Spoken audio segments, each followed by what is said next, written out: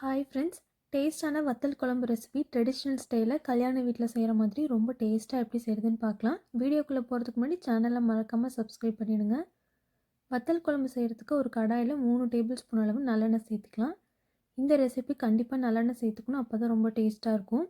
நான் வந்து இன்றைக்கி 1/2 கப் போல் மணத்தக்காளி வத்தல் எடுத்திருக்கேன். நீங்கள் சுண்டைக்காய் வத்தல், கத்திரி வத்தல் இந்த மாதிரி எது வேணாலும் சேர்த்துக்கலாம். இதை வந்து ஒரு 2 நிமிஷம் போல் லோ ஃப்ளேமில் வச்சுட்டு இந்த மாதிரி ஆயிலில் ஃப்ரை பண்ணி எடுத்துக்கலாம். அப்போ தான் குழம்பு நல்லா வாசமாகவும் டேஸ்ட்டாகவும் இருக்கும். இப்போ இதை லைட்டாக ஃப்ரை பண்ணதுக்கப்புறம் நம்ம இதை ஒரு பவுலுக்கு ட்ரான்ஸ்ஃபர் பண்ணிக்கலாம். இப்போ அதே எண்ணெயில் 1 ஸ்பூன் கடுகு, 1/2 ஸ்பூன் வெந்தயம், 1/2 ஸ்பூன் சீரகம் சேர்த்துக்கலாம். கடுகு நல்லா பொரிஞ்சு வெந்தயம் லைட்டாக கலர் மாறணும், அந்தளவுக்கு லைட்டாக ஃப்ரை பண்ணிக்கோங்க.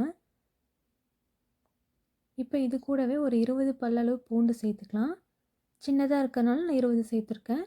இது கூடவே ஒரு கொத்து அளவு கருவேப்பிலை சேர்த்துட்டு பூண்டு லைட்டாக கோல்டன் ப்ரௌன் ஆகிற வரைக்கும் ஃப்ரை பண்ணிக்கலாம். இப்போ இது 1 நிமிஷத்துக்கு நல்லா வதக்கிக்கலாம். இப்போ இது கூடவே 2 காஞ்ச மிளகாய், 15 போல் சின்ன வெங்காயம் சேர்த்துருக்கேன். வத்தல் குழம்பு ரெசிபிக்கெலாம் சின்ன வெங்காயம் சேர்த்துட்டா தான் ரொம்ப டேஸ்ட்டாக இருக்கும். சின்னதாக இருந்தால் முழுசாக கூட சேர்த்துக்கலாம், இல்லைனா இந்த மாதிரி 2ஆக கட் பண்ணி சேர்த்துக்கோங்க. இப்போ இது ஒரு 2 நிமிஷத்துக்கு நல்லா கோல்டன் ப்ரௌன் ஆகிற வரைக்கும் வதக்கிக்கலாம்.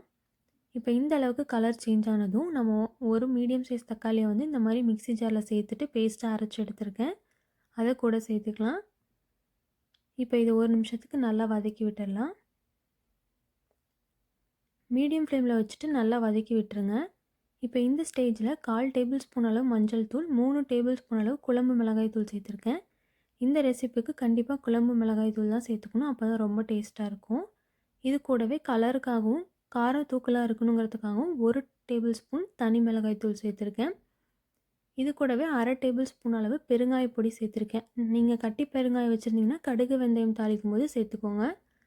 இது கூட 1/2 டேபிள் ஸ்பூன் அளவு கல் உப்பு சேர்த்துருக்கேன். எல்லாத்தையும் சேர்த்துட்டு லோ ஃப்ளேமில் வச்சுட்டு இது 1 நிமிஷத்துக்கு நல்லா கலந்து விட்டுடலாம்.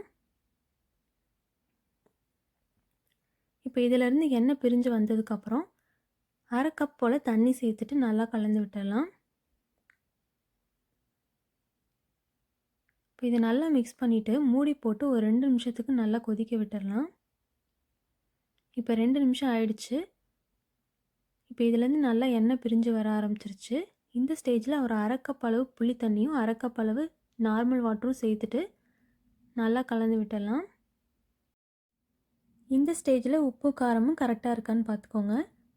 இப்போ இதை நல்லா கலந்துட்டு மூடி போட்டு ஒரு 5 நிமிஷத்துக்கு நல்லா கொதிக்க விட்டுடலாம். மீடியம் ஃப்ளேமில் வச்சு கொதிக்க விடுங்க. இப்போ 5 நிமிஷத்துக்கு அப்புறம் நல்லா கொதிச்சிருச்சு. இந்த அளவுக்கு குழம்பு திக்காக இருக்குது. இப்போ இந்த ஸ்டேஜில் நம்ம வறுத்து வச்சுருந்தா வத்தலை ஆட் பண்ணிக்கலாம். வத்தல் சேர்த்துட்டு 1 நிமிஷம் போல் நல்லா கலந்து விட்டுட்டு இது கூடவே ஒரு சின்ன துண்டு வெல்லம் சேர்த்துருக்கேன். இது ஆப்ஷனல் தான். இது கூடவே ஒரு கொத்து போல் கருவேப்பிலை சேர்த்துட்டு நல்லா மிக்ஸ் பண்ணிக்கலாம்.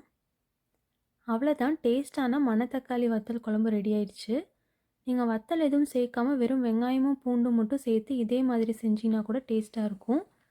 வீடியோ பிடிச்சிருந்துச்சுன்னா மறக்காமல் லைக் பண்ணுங்கள். நீங்களும் ட்ரை பண்ணிவிட்டு டேஸ்ட் எப்படி இருக்குன்னு கமெண்ட்டில் சொல்லுங்கள்.